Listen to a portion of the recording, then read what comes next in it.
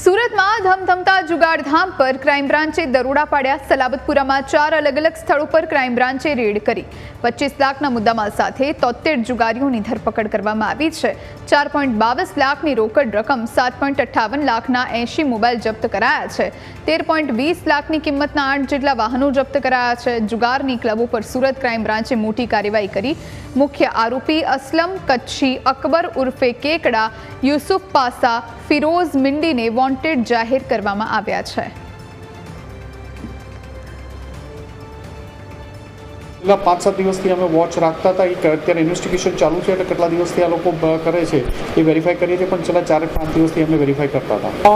આ લોકો ખૂબ એલર્ટ રહીને અલગ અલગ જગ્યાએ વોચર્સ આગળ રોડ ઉપર બેસાડીને કે કોઈ એક પોલીસની બાઇક નીકળે તો પણ એલર્ટ રહે એ રીતે વ્હીકલ ત્યાં નહીં લઈ જવાના, અલગ અલગ જગ્યાએ વ્હીકલ પાર્ક કરવાના। જે જગ્યાએથી બીજી જગ્યાએથી અમે વ્હીકલ આમના કબજે લેવામાં આવ્યા છે અને ખૂબ એલર્ટ રહીને આ લોકો આ કરતા હતા।